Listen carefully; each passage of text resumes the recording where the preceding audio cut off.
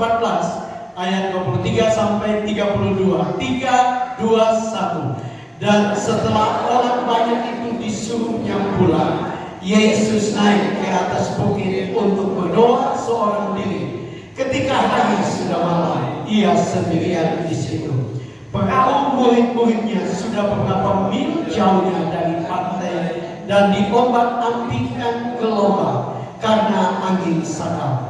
Kira-kira jam 3 malam datanglah Yesus kepada mereka berjalan di atas air. Ketika murid-muridnya melihat dia berjalan di atas air, mereka terkejut dan berseru, "Itu hantu." Lalu berteriak-teriak karena takut. Tetapi segera Yesus berkata kepada mereka, "Tenanglah, aku ini, jangan takut." Lalu Petrus berseru dan menjawab dia, "Tuhan, apabila Engkau itu, suruhlah aku datang kepadamu berjalan di atas air." Kata Yesus, "Datanglah." Maka Petrus turun dari perahu dan berjalan di atas air mendapatkan Yesus. Tetapi ketika dirasanya tiupan angin, takutlah ia dan mulai tenggelam. Lalu berteriak, "Tuhan, tolonglah aku." Segera Yesus mengulurkan tangannya, memegang dia dan berkata, "Hai orang yang kurang percaya, mengapa engkau bimbang?" Lalu mereka naik ke perahu dan angin pun reda. Amin. Silakan duduk kembali, Bapak Ibu Saudara-saudara. Malam ini saya ingin berkhotbah dengan judul "Mesbah Pribadimu Menentukan Perjalanan Hidupmu Dahsyat." Amin. Sekali lagi, mesbah pribadimu menentukan perjalanan hidupmu dahsyat. Nah, Bapak Ibu Saudara-saudara, malam ini saya ingin kita belajar dari Yesus sendiri. Ya. Kenapa? Karena saudara, kita tahu bahwa Yesus adalah Allah yang sejati. Amin. Dia Allah 100%, tetapi dia juga adalah manusia 100%, seperti saya dan saudara. Cuma dia tidak berbuat dosa. Nah, Bapak Ibu Saudara-saudara, seringkali karena orang Kristen meninggikan Yesus sebagai Tuhan, orang selalu, atau dari agama sebelah selalu bilang, katanya Yesus Tuhan, kok dia berdoa? Dia berdoa kepada siapa? Nah, kita sebagai orang Kristen, kita memahami bahwa Yesus berdoa dalam posisi dia sebagai manusia sempurna yang bergantung kepada Bapa. Dia berdoa dan tujuannya itu menjadi contoh, menjadi model bagi kita. Amin. Supaya kita tahu bahwa kita perlu berdoa, kita perlu bergantung kepada Bapa, karena kita nggak mampu, saudara-saudara. Karena dalam perjalanan hidup ini, suka atau tidak suka, pasti ada badai. Saya mau bilang buat saudara, karena kadang-kadang orang bilang kalau ikut Tuhan itu tidak ada masalah, itu salah. Nah, Yesus saja banyak masalah, tantangan, penganiayaan, saudara, tidak alkitabiah. Tetapi ada sesuatu yang perlu kita belajar dari Yesus. Nah, tadi kita sudah dengar bahwa Yesus adalah Allah, tapi dia berdoa. Nah, kalau dia adalah Allah dan juga manusia 100%, dia berdoa, apalagi saya dan saudara. Amin. Karena itu jangan jadi orang Kristen, jadi orang percaya, jadi pelayan, bahkan saya berani berkata jangan jadi pendeta yang cuma berdoa. Nah, Tuhan sedang bawa saya di akhir jam sekitar akhir tahun ini, saudara-saudara, dari tahun 2005. Tuhan sedang mengajar bahwa sekalipun kita ada dalam doa bersama, ibadah bersama, yang dipunya istilah bahasa Sangir bilang korporat itu bersama, tetapi itu saya belajar bahwa Tuhan juga mau kita punya doa pribadi, karena itu kekuatan. Perhatikan, Alkitab mengatakan bahwa Yesus naik ke atas bukit dan berdoa. Padahal dia baru saja bikin mujizat, memberi makan 5.000 orang. Kalau sudah lihat konteksnya, dia baru saja memberi makan 5.000 orang, baru sesuatu yang dahsyat. Tetapi Alkitab mengatakan dia suruh murid-murid dulu mendahului dia, dan dia naik dan berdoa. Karena Yesus tahu bahwa doa itu begitu penting. Amin. Kita seringkali, saudara-saudara, merasa kita perlu berdoa, tapi Ada banyak hal yang lebih penting dari doa mungkin. Sampai ada seorang penginjil terkenal bernama Corrie ten Boom.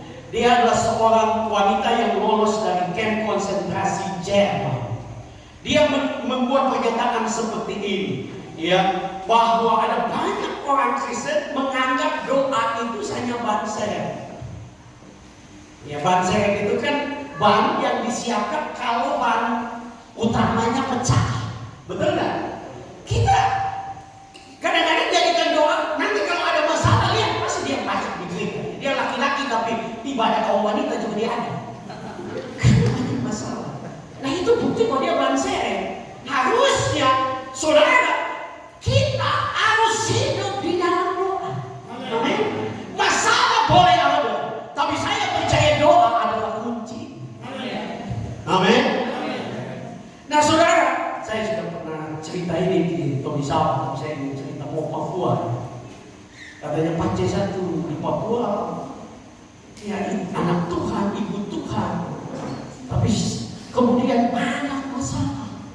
Ya, banyak persoalan ekonomi, persoalan dengan istri, persoalan anak-anak, dia stres, dia minum mabok. Ya, saya berharap jemaat Kalvari tidak ada yang minum lagi. Kalau ada yang minum, boleh katakan, supaya kita doakan dan bertobat. Amin, amin. Iya, mesti bertobat sebelum Tuhan Yesus datang. Jadi aku ini stres. Jadi satu hari saudara-saudara malam minggu dia minum mabuk sampai sudah dia tidak bisa pulang. Jadi singkat ceritanya, jalan pulang begini, mendadak dia masuk di gereja.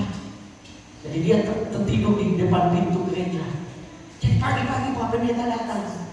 Pak Pendeta bilang, "Hei, iya kok, kenapa kau tidur di sini?" Ya kok ada mabuk orang. Dia angkat muka dan dia bilang, "Bukankah aku harus ada di rumah Bapakku?" Ya rohani. Jadi pendeta kaget. Jadi wah, pendeta bilang, "Hei, kau ini bikin diri kayak kau ada, kau Tuhan Yesus saja."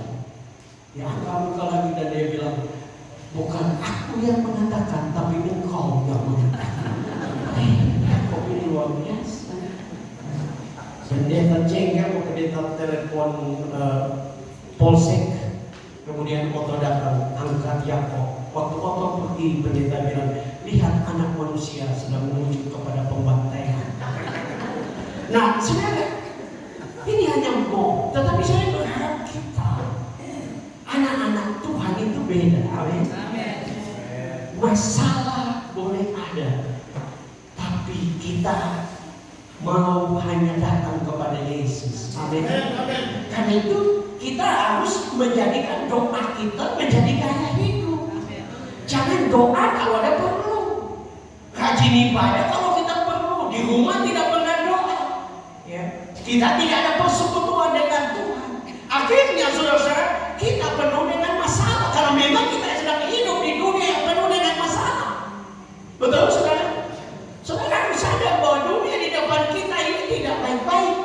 Ya, hari Sabtu Pak Kiri pulang dari Tobelo dan Pak Kiri bilang, "Waduh Pak Pendeta, Dexalite ya, Dexalite dari 14.000 naik menjadi 24.000. Sudah naik 10.000. Kalau BBM naik, artinya semua barang akan naik. Betul tak? Semua akan naik di depan kita. Ada banyak tantangan, kesulitan. Karena itu kita belajar daripada Yesus, yaitu kita membangun mesbah pribadi kita, bangun keintiman dengan Tuhan. Karena itulah kekuatan kita. Amin. Kita tidak mampu. Saudara sebagai suami sudah tidak mampu. Saudara sebagai istri sudah tidak mampu. Saudara sebagai orang muda pun sudah tidak mampu. Dunia di depan kita penuh dengan tantangan. Tapi orang-orang, Alkitab mengatakan orang-orang yang menantikan Tuhan akan mendapatkan kekuatan baru. Kayaknya seperti burung raja wali yang terbang tinggi. Bicara tentang kekuatan ilahi yang kita dapatkan apabila saya dan saudara membangun mesbah di hadapan Tuhan. Karena itu kekuatan kita. Nah, ada dua hal yang kita bisa belajar. Mesbah pribadi menentukan perjalanan hidupmu dahsyat. Karena Karena mezbah adalah kebutuhan terbesar kita. Saya mau bilang kepada saudara, kebutuhan terbesar kita bukan uang.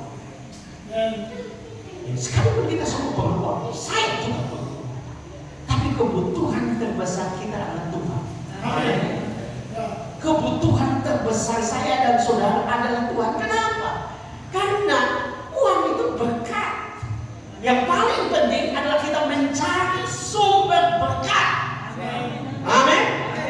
Dan tadi kita sudah baca dalam ayat 23, Alkitab mengatakan pasal 18 ayat 23 dari Matius, dan setelah orang banyak itu disuruhnya pulang, Yesus naik ke atas bukit untuk berdoa seorang diri. Ketika hari sudah malam, ia sendirian di situ. Nah saudara, kalau kita tahu bahwa doa itu kebutuhan, maka doa itu menjadi sukacita. Amin. Kenapa kita seringkali doa menjadi berat, apalagi kalau ada ibadah doa, kemudian Pak Pendeta atau Ibu Pendeta mulai berdoa, ya ampun dia berdoa lama, ya, padahal baru 20 menit mungkin, tapi lama. Tapi coba kalau kita berkelompok, orang Ibu tahu berkelompok? Coba kamu buat cerita, betul enggak? Nanti dari jam 3 sore sampai jam 9 malam lupa makan. Tapi kita asal nggak apa-apa. Tapi coba kalau berdoa, ya. Nah, kenapa itu terjadi? Karena kita menganggap doa itu kewajiban, bukan kebutuhan. Bukan kebutuhan. Padahal doa itu kebutuhan. Bukan kewajiban. Kalau saudara biasa doa itu atau ibadat itu kewajiban, itu sebabnya berat. Tapi kalau saudara tahu itu kebutuhan, maka saudara akan sungguh-sungguh cari Tuhan. Saudara akan berdoa, saudara akan berseru kepada Tuhan. Dan saya ingin bilang kepada saudara, jangan Tuhan izinkan masalah besar baru saudara rasa bahwa Tuhan itu kebutuhan. Jangan. Jadikan doa itu menjadi gaya hidup. Ya. Saya sudah mau 60, saya 59 tahun. Maret yang lalu 11 Maret saya 58. Ya, saya sudah tua. Tapi makin hari saya makin sadar bahwa saya lebih butuh Tuhan. Ya, saya tidak kuat. Saya tidak maksud sombong. Saya S2 teologi. Istri saya S2 teologi. Tapi kami sadar kami tidak bisa. Ya, kami perlu Tuhan. Kebutuhan terbesar kita itu Tuhan. Saudara mungkin datang malam ini dengan banyak masalah dalam hidupmu. Bukan itu berkata Pak Pendeta, coba kalau kita punya keuangan baik di gereja, saya jadi pendeta senang. Ya, kalau Tuhan ada di gereja, mujizat pasti terjadi. Tapi kebutuhannya bukan uang, Tuhan. Kalau Tuhan ada, dia narik berkat. Memang konteks dari ayat itu bahwa Yesus berkata, kalau aku ditinggikan, aku akan menarik jiwa. Tapi saya percaya prinsipnya sama. Kalau Yesus ditinggikan, dia akan menarik berkat.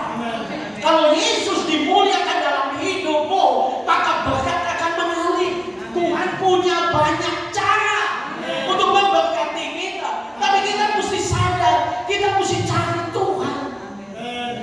Cari Tuhan. Kenapa saudara? Orang banyak di akhir zaman ini, apalagi saya tahu ibu sekarang sampai pasal dulu juga internet luar biasa. Yang anehnya ada banyak orang Kristen stres, bukan berdoa, stres pasang status. Ya, nakal lagi dengan tetangga pasang status. Saudara mau jadi terkenal di seluruh dunia, memang Facebook itu kan di seluruh dunia. Tapi kita seringkali tidak tahu bahwa sebenarnya yang kita perlukan dalam hidup kita, dalam rumah tangga, itu Tuhan, saudara. Dan kita tak mampu. Kita tak mampu. Saya mungkin berulang-ulang ceritain, dan saya ingin cerita. Karena saya percaya itu juga sudah alami, saya juga alami. Ya, waktu anak saya dibully, saudara, di kampusnya di Cikarang, ya, kampus, saya sudah pernah bilang kampus mungkin kampus paling mewah di Indonesia. Karena bagi saya, kenapa mewah? Karena dia adalah lapangan golf. Kampus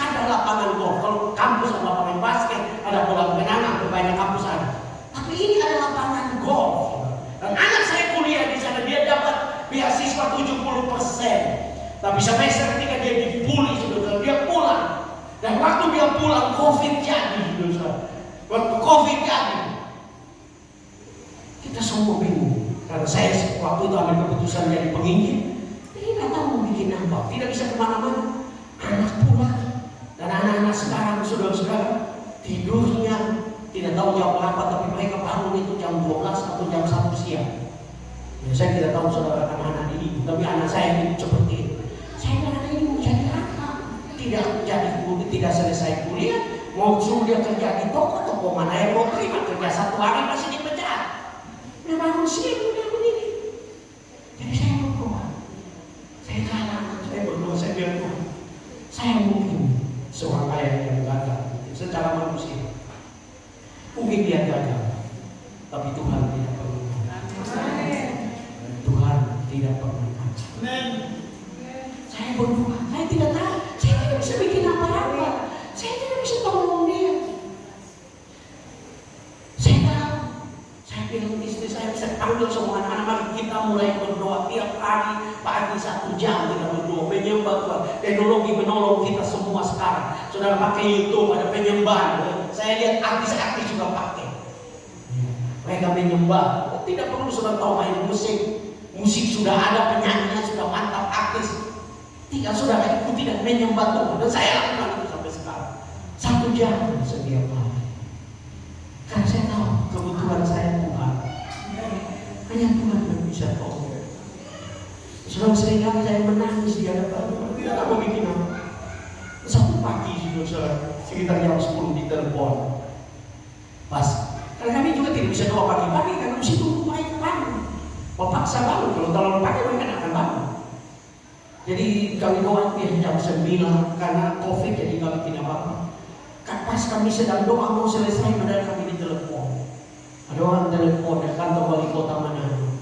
Telepon, Pak Pendeta, boleh Tasya masih kerja di kantor wali kota di Spenda hari ini? Kita semua kaget, kita belum mandi, dia juga belum mandi. Itu orang bilang, cepat-cepat minum mandi. Ya, karena sudah mandi, kalau cuma cuci muka, antar dia foto bawa di kantor wali kota. Dan sejak saat itu dia kerja. Dan saudara, sekarang dia sudah di P3K, sekalipun paruh waktu. Tapi luar biasa, hanya tamatan SMA, tapi disayang oleh semua pimpinan. Dia bekerja begitu luar biasa, sampai mereka percaya dia. Saya selalu bilang namanya Tasya, Anastasia. Tasya itu Tuhan. Itu bukan karena Bapak, bukan karena siapa-siapa. Saya pendatang di Manado. Tapi Tuhan tahu kebutuhan kita. Malam ini saudara sedang butuh apa? Bangun Vespa. Kalau Yesus saja berdoa, apalagi kita semua kita tidak mampu. Karena kita menunjukkan Yesus berkata dalam Yohanes 5 ayat 30, aku tidak dapat berbuat apa-apa dari diriku sendiri. Yesus sedang bicara tentang ketergantungannya kepada Bapa. Yesus juga waktu dia bicara tentang pokok anggur, dia berkata di luar aku kamu tidak bisa bikin apa. Mungkin engkau berkata Pak Pendeta, kita bisa bikin apa-apa tanpa Tuhan. Saya mau bilang bisa. Waktu mungkin kuat, tapi ada waktu di mana engkau akan tidak menyadari bahwa engkau tidak bisa bikin apa-apa. Hanya Tuhan yang bisa menolong kita. Hanya Tuhan yang bisa campur tangan di dalam kehidupan saya dan saudara. Karena itu saya mendorong siapapun saudara, termasuk teman-teman pendeta saya, bangun Vespa. Karena saya alami itu. Saya alami itu. Saya jujur kalau secara manusia tidak bisa hidup di mana. Ya, kami mengajar jadi dosen tapi mahasiswanya sedikit sekali. Ya, sama seperti lagu persembahan kami sedikit sekali. Mahasiswanya cuma 2-3 orang, dosennya 11. Bagaimana mahasiswa bisa membiayai dosen? Jadi kita kerja bakti. Tapi Tuhan itu baik. Tuhan itu setia. Kalau Anda bergantung kepada Dia, cari Dia. Dia tahu yang terbaik. Karena itu saya mau bilang malam ini, kebutuhan kita semua adalah Tuhan. Berapa banyak yang sadar kebutuhan Tuhan? Kita tidak kuat. Saya tidak tahu yang untuk kemuliaan. Hubungan dengan suami, cari Tuhan. Saya sudah bilang di pasal kemarin, yang bisa mengubah suami cuma Tuhan. Jangan mengubah suami. Itu sebabnya kalau ada orang yang mau lagi pacaran dan mau kawin, atau orang tua bilang, hei, dia mau kawin, dia pun tidak bertobat. Papa, nanti kita ubah dia. Wih, sudah dijuru selamat. Tidak bisa. Suami itu tidak bisa ubah istri. Orang tua tidak bisa ubah anak. Anak-anak zaman sekarang beda dengan anak dulu. Ya, saudara bicara 10, dia bicara 11. Ya, saya tidak tahu anak ini, tapi saya tahu anak itu. Karena orang sekarang harus pintar.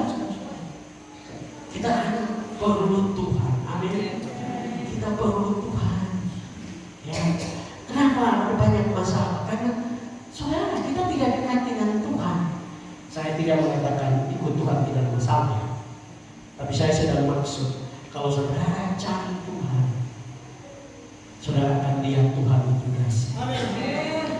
Tuhan itu dahsyat. Saya komitmen untuk tiap pagi. Ini cerita bukan untuk menyombongkan diri. Kalau saya di kota, saya tidak perlu cari Tuhan. Apalagi saudara di desa. Ya, saya cari Tuhan. Saya pagi, dibilang setengah jam menyembah Tuhan. Kemudian 1 jam dengan keluarga ya. Kami keluarga sekitar 1 jam. Malam saya setengah jam lagi. Karena saya mungkin sadar, saya tidak kuat tanpa Tuhan. Ya, saya bilang di pasar dulu, jangan usah jauh-jauh, jangan usah punya apa untuk jaga kesehatan. Saya sudah tidak bisa. Betul? Ya, saya sudah bilang di pasar. Ya, Billy Lantang, pendeta yang kalau sudah buka YouTube ada namanya Billy Lantang. Dia akhirnya menyadari dia fitness tiap hari, dia pola makan sehat. Ya. Kemudian dia kena kanker. Dan waktu dia sakit kanker langka, dia menyadari hanya Tuhan yang bisa memberikan kesehatan. Kita nggak bisa. Karena itu, saudara melakukan ibadah, beribadah, bersekutu secara pribadi. Saudara ambil perjamuan kudus. Jangan hanya itu tradisi, itu ada kuasa di dalamnya. Waktu saudara mengambil roti, percaya itu adalah tubuh Kristus yang bersatu dengan tubuhmu, sehingga sesuatu yang dahsyat terjadi dalam hidupmu. Kalau saudara ambil anggur, percaya bahwa itu adalah darah Kristus yang mengalir menyucikan kita dari dosa, tapi juga menyembuhkan segala penyakit. Saya lakukan itu tiap kali perjamuan kudus. Dan saya berani berkata bahwa saya sehat karena Tuhan. Ya, saya masih makan apa saja. Tuhan mengambil semua yang berkaki terobatan. Ya, kecuali kaki meja dan kaki kursi. Ya. Saya masih makan. Ya. Tapi saya tahu bahwa kesehatan ilahi itu datang dari Tuhan. Tuhan mau supaya saya dan saudara sadar bahwa kebutuhan terbesar kita adalah Tuhan. Amin. Yang kedua, mesbah pribadimu menentukan perjalanan hidupmu dahsyat, karena engkau dapat berjalan di atas kemustahilan. Perhatikan, Yesus menunjukkan kepada kita bahwa setelah dia berdoa, kalau sudah perhatikan Alkitab menunjukkan itu begitu jelas. Setiap kali Yesus pergi ke tempat sunyi dan berdoa, waktu dia kembali, itu mujizat besar terjadi. Kalau saudara baca Alkitab, waktu dia mau pilih murid-murid suatu pilihan yang sulit, dia berdoa semalam-malam. Dia berdoa, waktu dia berdoa, Bapak Ibu Saudara-saudara, di dalam Markus pasal 1 ayat 35 dikatakan setelah Yesus berdoa, ia mengusir setan-setan. Jadi saudara, kalau Yesus saja melakukan mujizat, melihat mujizat karena dia berdoa, siapa saya dan saudara bisa tidak berdoa dan mau lihat mujizat? Tidak bisa. Kita tidak lihat mujizat bukan karena Tuhan pilih kasih saya, tapi Tuhan sedang menunggu kita. Tuhan sedang menunggu saya dan saudara untuk datang kepada Dia berdoa. Bahkan waktu Yesus pergi ke salib, Alkitab mengatakan dia berdoa. Dia bergumul sampai keringatnya seperti titik-titik darah. Ya. Tapi setelah dia berdoa, dia pergi ke salib dan memberi kemenangan bagi kita. Amen. Artinya, kalau saudara ingin berjalan di atas kemustahilan, saya dan saudara perlu berdoa. Kenapa? Hidup kita ya seperti lagu EBGAD, perjalanan ini terasa sangat menyedihkan. Ya, kenapa? Padahal yang pendeta, perjalanan hidupmu sangat menyedihkan. Padahal yang majelis, ya, perjalanan hidupmu sangat menyedihkan. Kenapa? Karena engkau tidak bergantung. Engkau tidak menjadikan Tuhan kebutuhan terbesar. Engkau tidak bergantung. Yang bisa bikin mujizat cuma Tuhan. Kita tidak bisa. Ya, nggak bisa. Kita nggak bisa bikin apa-apa.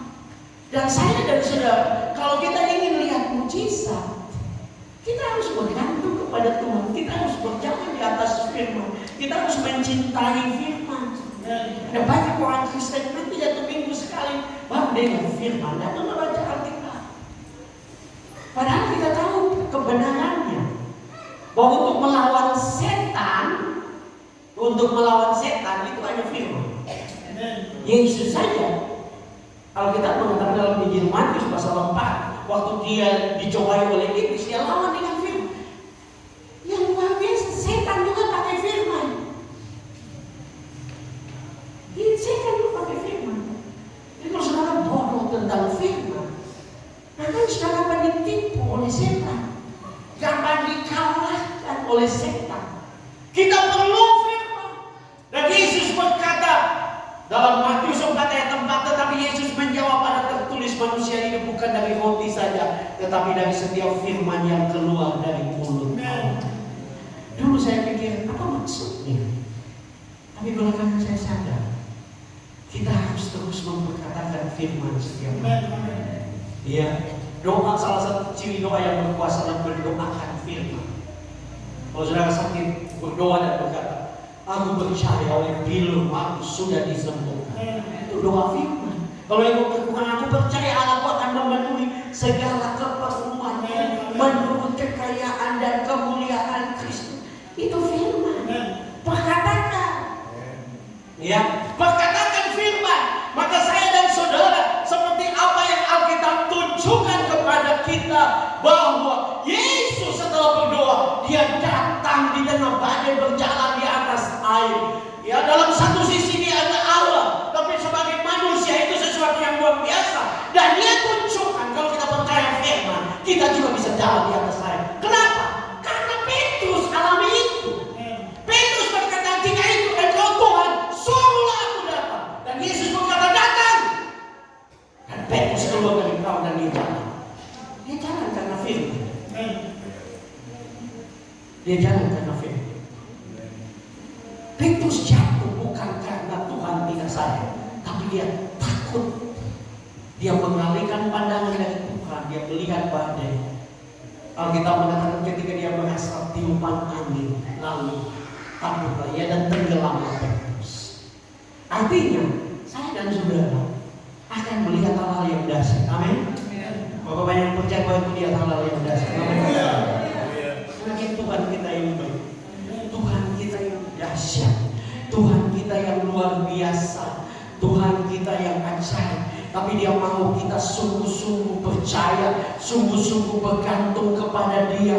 Maka saya dan saudara akan melihat sesuatu yang dahsyat. Karena dia Tuhan yang dahsyat. Sekali lagi, mulai malam ini kita cari Tuhan. Bangun mesbah di rumah. Suami-suami jadilah imam. Ajak keluarga bikin mesbah keluarga.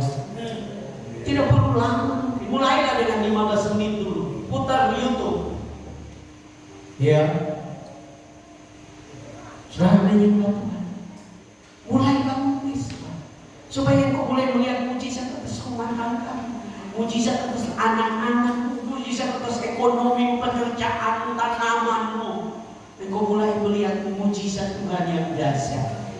Karena saya percaya kalau kita berjalan di atas firman, kita akan lihat hal-hal yang dahsyat. Ya. Saya teringat akan Ishak. Saudara tahu kisahnya. Ya, waktu dia mau mengambil keputusan pergi ke Mesir mengikuti pola bapaknya. Karena bapaknya dulu ada kelaparan pergi ke Mesir. Alkitab mengatakan, Tuhan berkata, Ishak tunggu di sini. Aku akan memberkati engkau berlimpah-limpah. Dan saudara Ishak taat. Dan Alkitab mengatakan, lalu menabunglah Ishak. Kalau saudara teliti dengan baik, Abraham dan keturunannya itu bukan petani, mereka itu peternak. Itu sampai di depan Firaun, faktanya mereka itu peternak kan, tidak bisa bertani. Tapi Alkitab mengatakan waktu Ishak menabung, Alkitab juga tidak mengatakan bahwa hujan turun, artinya belum ada hujan. Tapi waktu Ishak taat, menabung, taat kepada firman, saudara, apa yang terjadi? Alkitab mengatakan lalu menuailah Ishak 100 kali lipat. Ya, karena taat kepada firman, karena percaya kepada janji Tuhan. Kalau saudara lihat mujizat dalam hidup, percaya kepada firman, taat, setia, dan saya berani mengatakan, engkau akan melihat kedahsyatan Tuhan dalam hidup. Apa yang jadi pergumulan malam ini? Rumah tangga, ekonomi, masa depan. Engkau butuh apa? Engkau butuh rumah, engkau butuh kendaraan. Tuhan akan menyediakan. Dia Allah yang kaya. Tapi engkau harus bangun mes, menjadikan dia kebutuhan terbesar. Maka engkau akan lihat hal-hal yang biasa. Saya akan mengakhiri dengan satu kisah yang sangat memberkati saya yang saya lihat di TikTok. Diceritakan tentang seorang yang hidup pada masa akhir kekuasaan dari Uni Soviet tahun 1950 dan 1970. Dia tinggal di Moldova dan dia adalah seorang pendeta. Ini pendeta. Pendeta bernama Sergei Petrovich. Dia tinggal di sana. Dan saudara tahu Uni Soviet waktu itu dikuasai oleh komunis. Dan karena pelayanannya dia ditangkap saudara-saudara. Dan dia dimasukkan ke ruang isolasi yang dimana tidak ada jalan untuk orang masuk, dijaga begitu ketat. Bahkan waktu dia ditangkap dan dimasukkan ke ruang isolasi, pengawal orang yang kawal itu ruangan bilang kepada dia, ya tentara dan pengawal itu bilang, kalau Tuhanmu ada, suruh dia kirim roti ke sini. Karena mereka sudah ambil keputusan tidak mau kasih makan pendeta Sergei. Jadi dia bilang, kalau engkau punya Tuhan ada, suruh dia kirim roti. Dan saudara, singkat cerita, hari pertama tidak ada apa-apa. Ya, hari kedua pendeta ini mulai rasa lapar. Dan dia berdoa kepada Tuhan, sungguh-sungguh dia berdoa, Tuhan kirim roti. Dia pengen makan roti.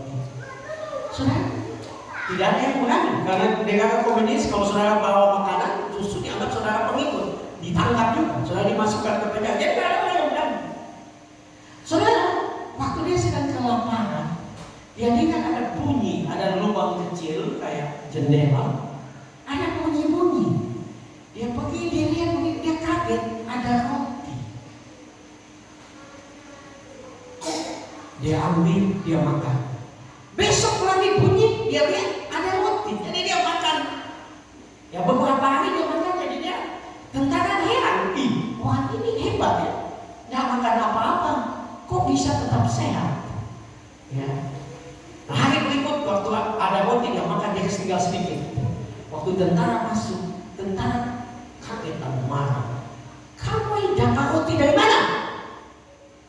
Kamu ini pasti ada yang bawa buat kamu roti. Dia bilang, saya nggak tahu siapa yang bawa, tapi ada roti di jendela. Jadi saya makan. Di singkat cerita, tentara mulai jaga, awasi. Besok pagi doang awasi. Doang kaget karena pagi-pagi itu ada satu kucing datang bawa roti. Saudara pernah lihat kucing pulang bawa roti buat saudara? Tidak. Tapi kucing di tangan Tuhan, dia bisa membawa berkat. Saudara tahu, yang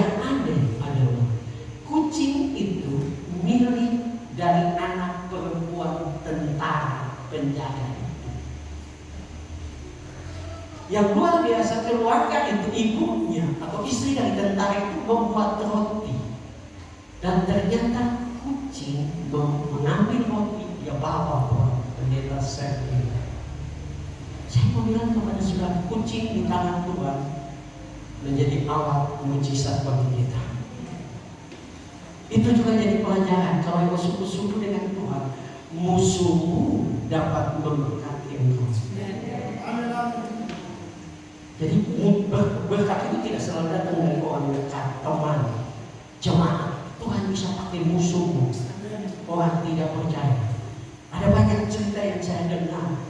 Bahkan kalau saudara teliti Alkitab, Elia diberi makan burung gagak. Burung gagak itu burung paling rakus. Dia satu jenis dengan burung pemakan bangkai, burung pemakan. Kelaparan sudah terjadi. Dan saya kaget waktu ada seorang pendeta bilang, saudara tahu, pagi dan petang burung bawa roti dan daging. Ya, betul? Dia ambil dari mana? Sudah terjadi kelaparan. Dia ambil dari mana? Dia ambil dari Islam, dari Ahab, musuhnya dia. Jadi Tuhan bisa pakai musuh untuk memberkati engkau. Itu masuk akal. Sekarang Alkitab tidak tulis, kita bisa menafsirkan. Tuhan bisa pakai. Saya pernah baca di Cina, dan seorang hamba Tuhan juga ditangkap dan dimasukkan ke ruang isolasi. Dia pengen, Tuhan aku pengen makan apel. Pengen makan apel. Semua penjara itu tidak ada lubang, saudara-saudara. Tidak ada jalan untuk masuk. Pintunya besi. Dan dia ngomong, dia berkata, Tuhan pengen makan apel. Mendadak di bawah lantai ada orang ada segali-gali dari bawah. Dan saudara tahu muncul apa? Muncul tikus. Dan di mulut tikus ada apa? Sudah pernah lihat tikus bertobat? Pernah? Di dalam Tuhan tikus bisa jadi berkat. Karena Tuhan bisa pakai apa saja untuk memberkati kita. Yang penting kita hidup sungguh-sungguh dengan Tuhan. Kita berdoa sungguh-sungguh, bangun mesbah. Dan saya berani menantang saudara, 6 bulan kalau kau bangun mesbah, sesuatu yang dahsyat pasti. Perubahan mulai terjadi. Hidupmu mulai mengalami hal-hal yang